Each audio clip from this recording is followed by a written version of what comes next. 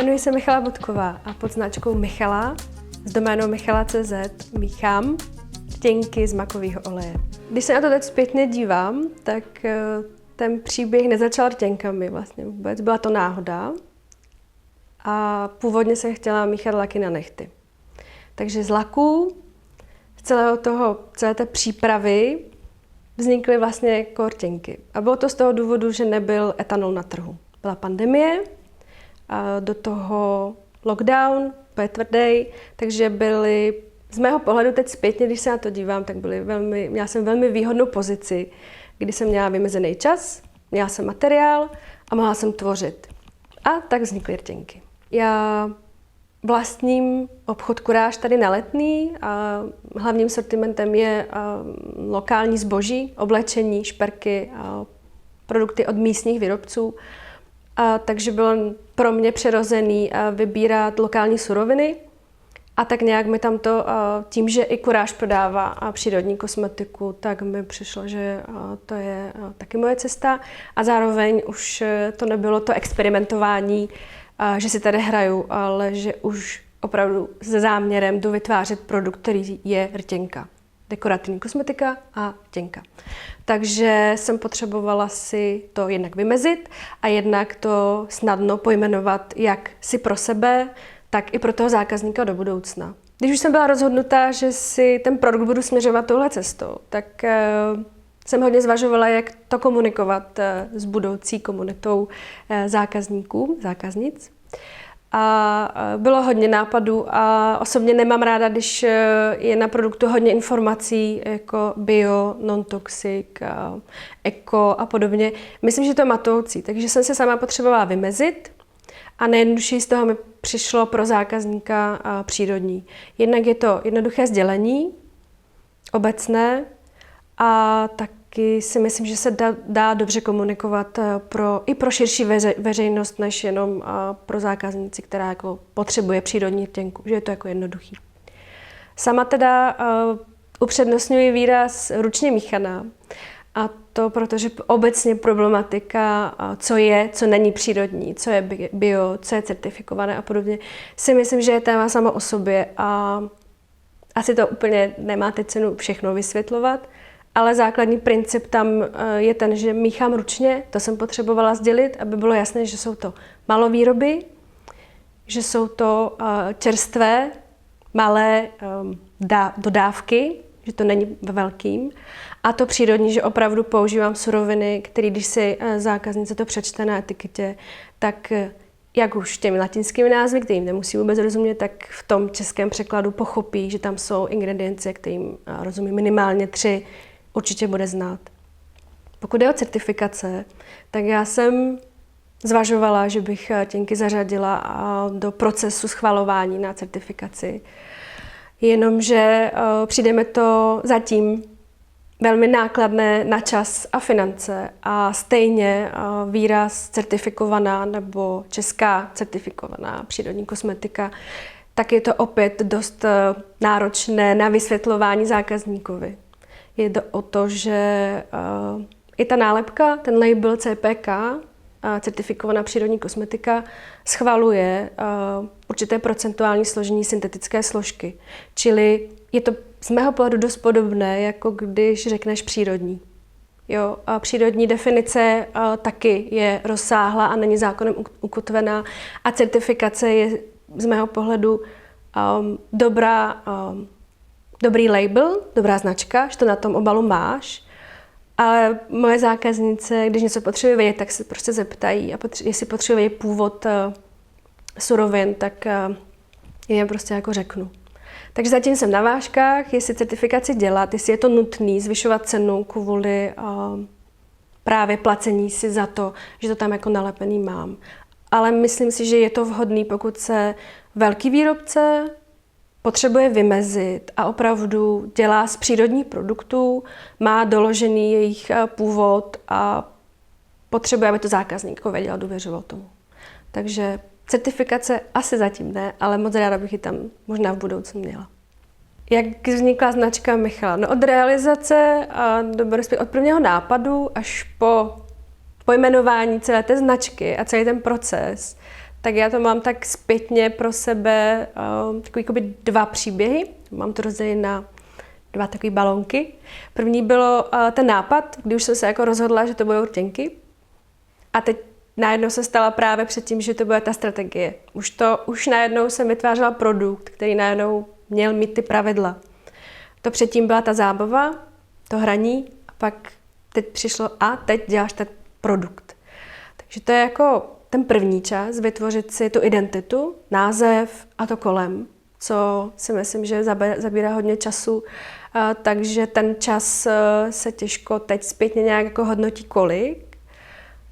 Ale 9 měsíců trvalo to vyrábění, testování a vedle toho vymýšlení jako té značky. A možná to přijde, že to je málo, ale já si teď zpětně uvědomuji, že je to 9 měsíců v lockdownu.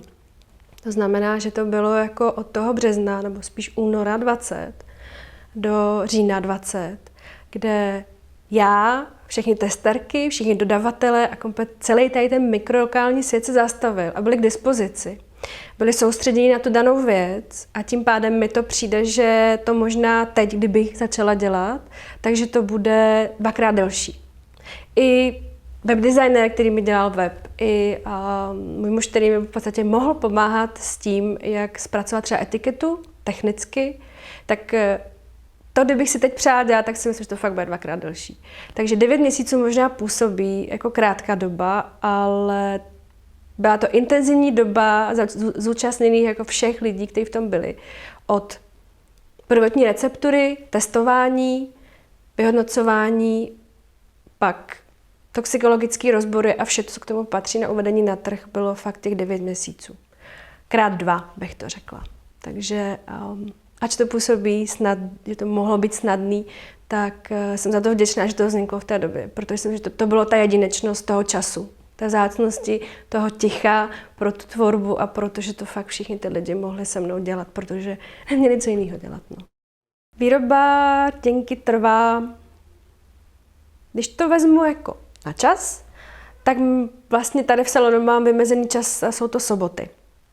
Mám na to jednak klid, mám na to prostor a pak je to proces, který se dělí tak na 3 fáze. První je míchání pigmentů. Moje rtěnky jsou složené převážně z oxidů, což jsou jako oxidy železa, různý, oxid červený, oxid hnědý. A to jsou základní dílčí pigmenty. A pak potom k tomu přimíchávám třeba slídy, aby se to mohlo lesknout, případně základní bílej oxid, takže titaničitý, titanium dioxid a zinc oxid, což je oxid zinečnatý, myslím. Tak to jsou tak jako hodně základní pigmenty, které dávám jako tortěnek pro vznik toho konkrétního odstínu. A pak jsou to jejich podíly. Takže mám recepturu k danému odstínu, namíchám ty barvy. Takže to je fáze pigmentů.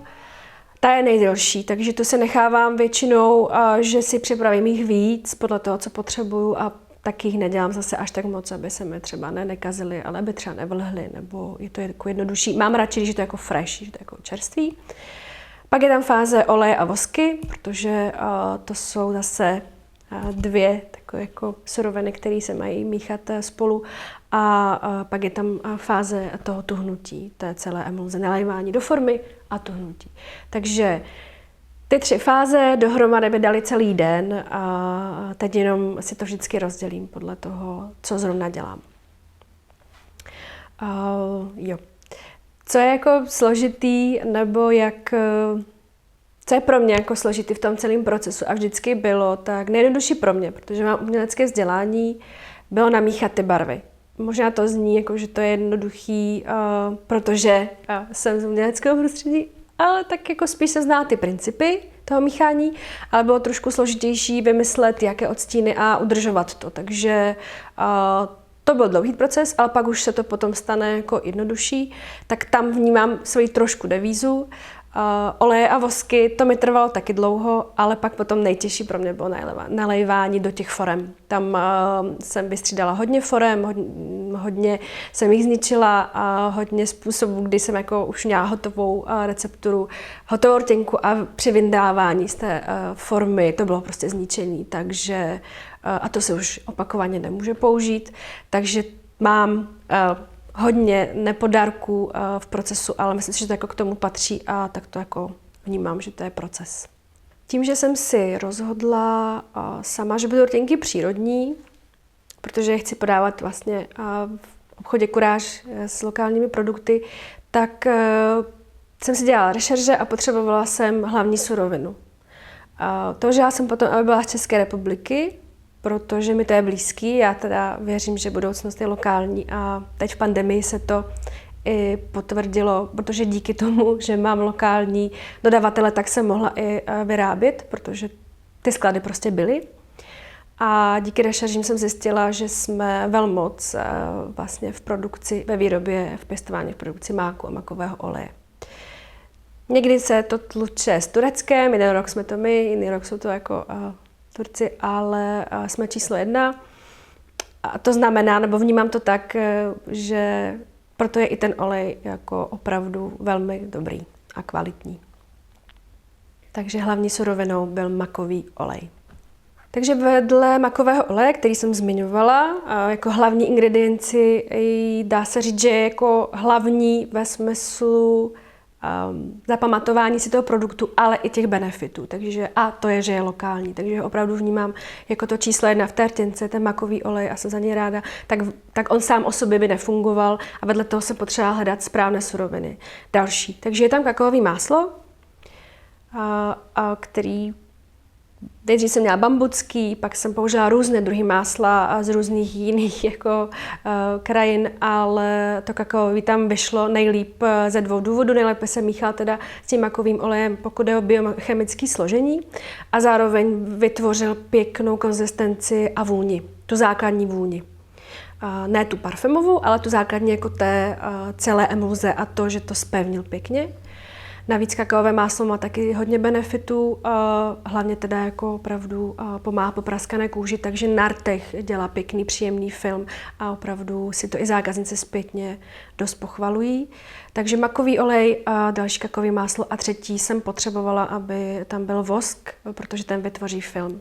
Máslo, a to kakaové máslo má teplotu tání zhruba jako je naše tělo 36 stupňů, jak který, ale to jako obecná teplota, takže jsem potřebovala, aby do té emulze, aby to drželo pohromadě, tam vlastně včlenit nějaký vosk, který má tu teplotu vyšší. A taky jsem ji vyzkoušela hodně, takže je tam taková jako směs vosku, ale hlavní je kandelilový. Takže ten má vyšší teplotu, tuším nějakých 86, ale zase říkám, je to různý, ale tak průměrná. A ta s tím máslem a s tím olejem v podstatě vytvořila jako kompaktní tu samotnou rtěnku, která se jakoby vytočí z té tuby. To jsou jako ingredience, ze kterých je rtěnka jako složená, jenomže když dlouho necháte oleje, tuky, což je to máslo, a pak vosky, oni mají svoje vůně a ty pracují.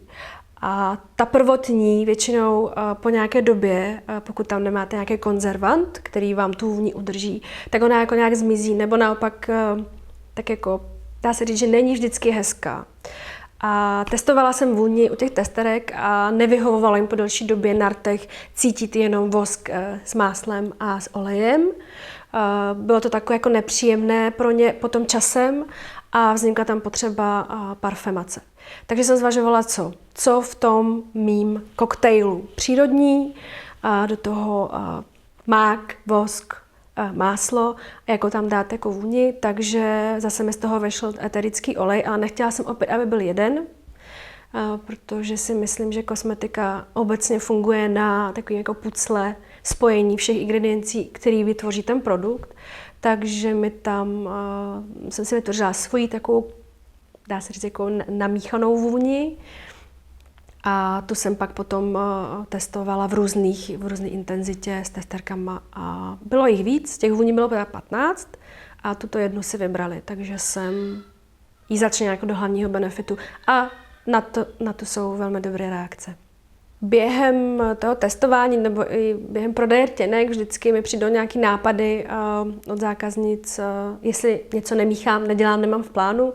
A byly tam poptávky v rámci toho roku, co jsou jako těnky v regálech v prodeji, tak tam byla poptávka po nějakém balzámu, protože přece jenom v zimě je to spíš věc, kterou používáme častěji. Takže teď mám v nabídce balzámy, jeden je čistý, jeden je tonovaný, pak je tam vosk na ruce, který vlastně teď v těch tom mrazivém období vytvoří tak jako příjemný film na té ruce, takže to jsem nějak neplánovala vyrábět, ale zákazníci si to jako v podstatě vybrali sami.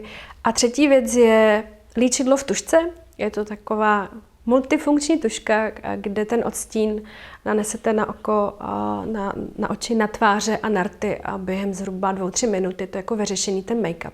Bylo to spotřeby toho, kdy mi zákaznice psali, že ne každý den samozřejmě mají čas se ráno nalíčit a tohle byla taková jednoduchá věc, kdy jsem jako zkusila a zase opět stejný kolečko testování a odstínu, takže teď máme vedle rtěnek ještě balzámy a vosk na ruce a to multilíčidlo. Aktuálně pod značkou Michala je nějaká stálá kolekce. Ta opět prošla testováním s testerkami, kdy každá podle barevné typologie dostala 2 až 3 odstíny na nějaké období testování a to se jako proměňovalo. Takže výběr těch odstínů, které jsou v nabídce od takových jako zemitých, růžových a červených, je opět díky ženám testerkám, který si to jako vybrali, takže jich tam je zhruba 10. A pak ty další barvy, které vybírám, jsou sezónní podle komunity, podle žen, jak mi píšou, poptávají. A tím, že jim naslouchám, tak pokud můžu a mám pocit, že by to mohlo v té nabídce být zajímavý, tak se pokusím to vždycky jako vyrobit, zase otestovat 2-3 odchylky toho odstínu a pak vyberem ten jeden.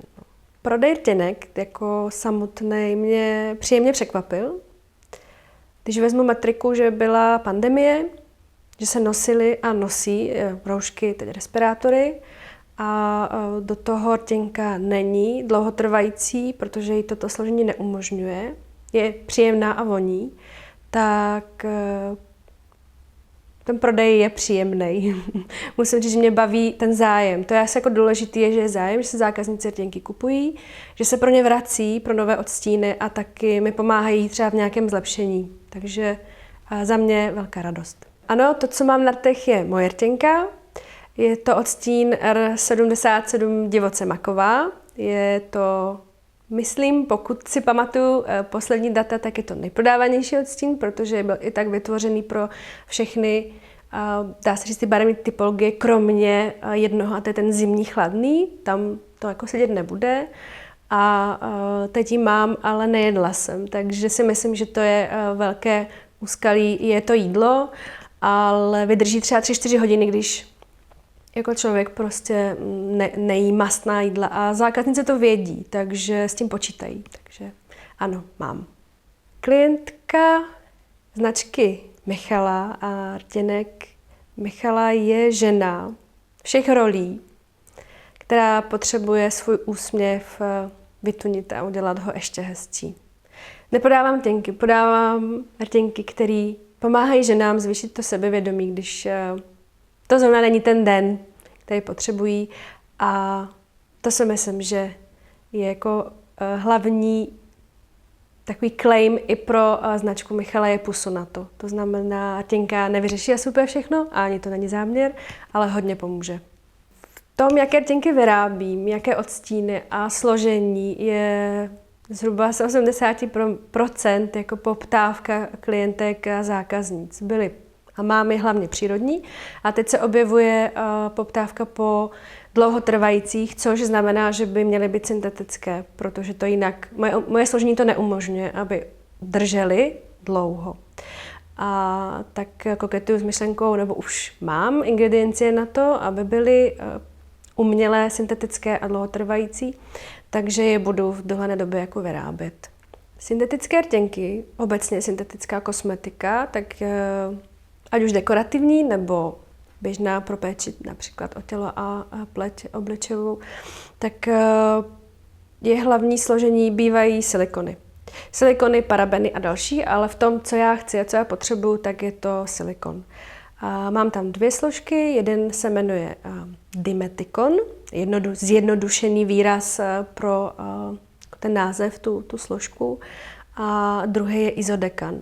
Dimetikon najdete v téměř každém krému, protože je to nejpoužívanější silikon a obě ty 2 složky, jak izodekan, tak dimetikon, právě dělají ten film na rtech a pomáhají tomu, aby rtěnka držela dlouho. Takže tyhle silikony použiju a s tím se pojí i to, že budu muset použít jiný barviva, protože přírodní barviva, jako jsou ty oxidy, se nespojí se silikonem. Musí to být opět zase syntetické barvivo, protože syntetika váže syntetiku a pokud ji chcete spojit s něčím přírodním, tak potřebujete zase opět najít nějakou vhodnou látku, aby to šlo jako dohromady.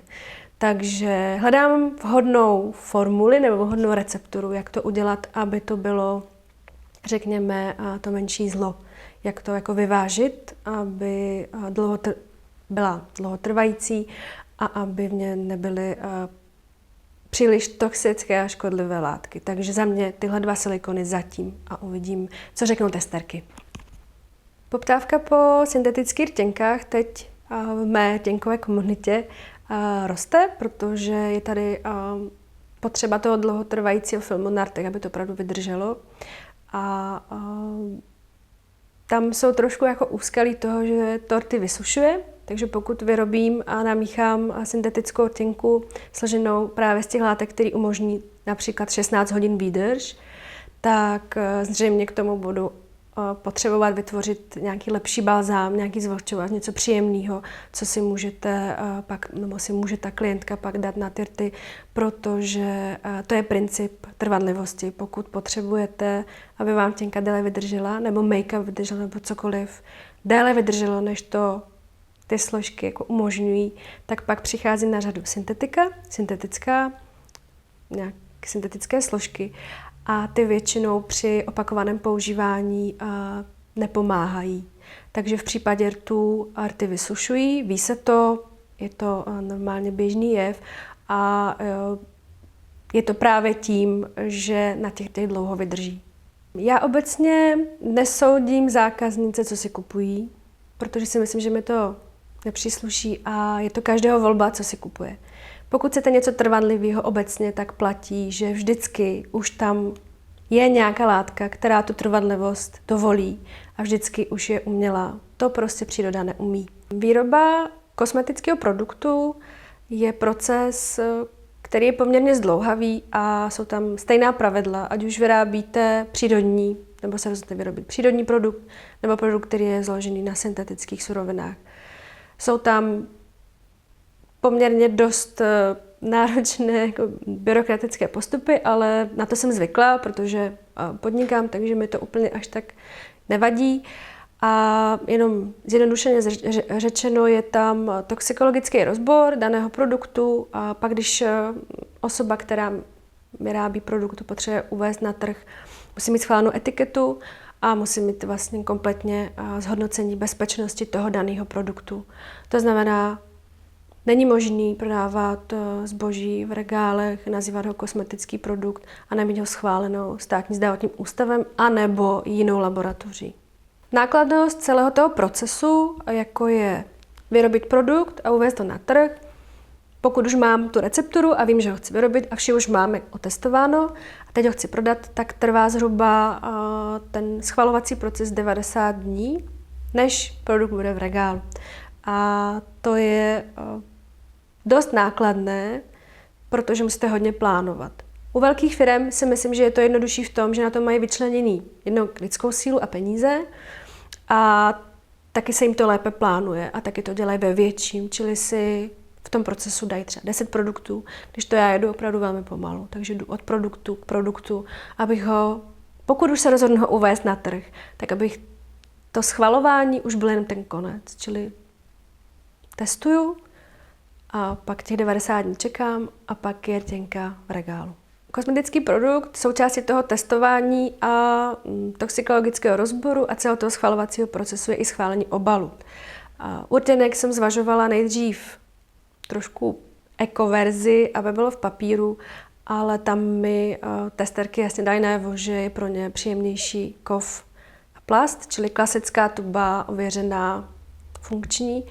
A bylo to teda jinak, že jsem poslechla testerky a ten druhý jako záměr, proč v tom zůstat, bylo, že není příliš hygienické. Těnka se do papíru časem propije, působí to po dalším používání dost nevábně a taky hygienické jako hledisko, protože v obchodě třeba máme testry a ty se musí dezinfikovat a ten papír není vhodný materiál. Takže jsme zůstali u klasiky, vysouvací tuba, plast a kov. Obaly nebo packaging je v rámci identity, třeba kosmetické značky, když má nebo velká značná část, jak v budgetu, tak v tom, jak bude ten produkt vypadat a taky jak dál se bude řešit třeba ekologie toho samotného obalu. Tím, že jsem si vybrala plast a kov, tak se věděla, že bude dost složité, jak jako řešit třeba tu ekologii. Chtěla jsem a můj první plán byl, že by se ty tuby vracely, že by mi je zákaznice vracely, protože mám způsob a umím to vyčistit a třeba bych tu tubu mohla opakovaně použít. Není to z hygienického vlastně hlediska možný a není tady, nejsem tak dost velká, abych mohla to pokrýt, abych si mohla vytvořit novou třeba provozovnu na čištění těch vratných tub nebo vratných obalů a dodržování hygienických předpisů, které jsou k tomu jako potřeba. Je to velmi přísně kontrolováno a myslím si, že to je možná ta budoucnost už vytvářet obaly, které by tohle umožňovaly a legislativu, která by na to byla připravena. A tady to není možné. Proto i dost velkých firm to nemá. Ne proto, že by třeba nechtěli, ale je to v podstatě další business model, který opravdu musí dodržovat a je to velmi nákladné. Je tady ještě, pokud se dělá ještě trhu, tak jsou refily. Jsou značky, kde si můžete koupit vlastně jenom ten samotný styk a dát si ho do své tuby, čili si kupujete jenom ten odlitek. A tam třeba jsem narazila na to, že mi testerky dali jasně najevo, že ta cena je pro ně už tak vysoká, že ještě se tak říkajíc jako obtěžovat tím to tam nandat a třeba to nezlomit nebo to udělat jako správně, tak aby to fungovalo, protože to není jednoduchý nám tak jen tak hodit ten styk do té tuby, tak se přiklání komfortně zpátky k tomu, že si koupí novou a zrecyklují nějakým způsobem tu tubu. Když jsem vymýšlela Michalu, značku Michala, protože se jmenuji Michala, mi to přišlo docela vlastně zábavný a zároveň jako jednoduchý, tak když to vezmu spolu toho, jak podnikám a mám ten obchod Kuráž, tak tam jsem ten plán měla, kde se bude vidět obchod za 5-10 let. Michalu mám, nebo značku Michalu mám jako vedlejší příjem, dá se říct, a spíš nepřemýšlím to, kde bude a jak to bude vypadat, ale jak se u toho budu já cítit a jak na to budu mít vlastně kapacitu, jak mi to bude dávat smysl mě a mým zákaznicím. Takže věřím, že pokud pod značkou Michala cokoliv vznikne, takže to bude výjimečný produkt, který bude lokální a který splní nějakou potřebu zákaznicím a bude mi to pořád bavit. Takže žádný růst, žádné franšízy a žádná velkovýroba, ale spíš chuť a smysl té značky jako takový. Rady na závěr. Obecně nemám ráda nevyžádané rady. No, když se mě někdo takhle jako zeptá, co bych doporučila, nebo kde bych to třeba změnila já ve svém postupu, tak myslím si, že je velmi důležité a i já jsem to udělala, až jsem si doplnila vzdělání. Třeba tu profesní zkoušku z kosmetiky, abych lépe porozuměla surovinám a ve styku s kůží a taky brát v potaz, že je to dlouhý proces, že vyrobit si doma něco, třeba balzám na rty, si myslím, že je příjemný, ale to je pořád ta zábava a pak je potřeba přemýšlet nad tím, že pokud už to se rozhodnu prodávat a vytvořit si tu značku, takže je důležitý myslet na to, že se stávám součástí trhu a tam už je to velmi náročný, takže trpělivost a opravdu si promyslet, jestli to chci mít jako hobby, anebo jestli to opravdu chci dělat, dá se říct, jako hlavní příjem nebo vedlejší mít tohle ujasněný, protože pak to může to být opravdu velmi velká investice, třeba nevhodně investovaná, a pak to může být spíš neštěstí, si myslím, než aby se tomu jako mohl člověk věnovat dál. A pokud mám tip na nanášení rtěnky, tak mám 2. Jeden je nositý, aby byla žena veselější, protože když se žena usmívá, tak si myslím, že jí to sluší nejvíc. A je jedno, jestli je v teplácích nebo ve večerní době. A pak moje rtěnky mají v sobě to máslo, takže to může v teplejších jako dnech trošku prolezat, takže doporučuji tam dát konturovací tužku. Pak je to prostě vyřešený. Takže tip na závěr, tužka a rtěnka a je to.